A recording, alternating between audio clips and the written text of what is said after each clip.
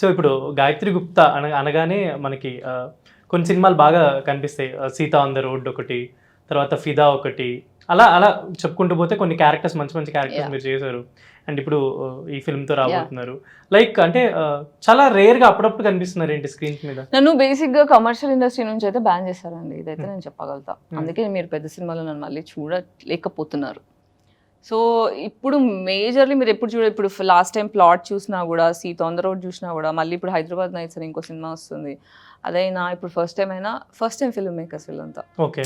So, first time film makers acting వచ్చిన వాళ్ళు కావాలి అని ఆలోచించేవాళ్ళు, సినిమా మీద ఫోకస్ ఉండి, అమ్మాయిని నేను ఎలా వాడుకోవాలి అనే విషయం పక్కన పెట్టి, వర్క్ మీద ఫోకస్ ఉన్న వాళ్ళతో నేను వర్క్ చేయగలుగుతా. సో, నాకు ఇప్పుడు 'ప్లాట్' సినిమా వాళ్ళు వచ్చినా సరే they were fans of mine.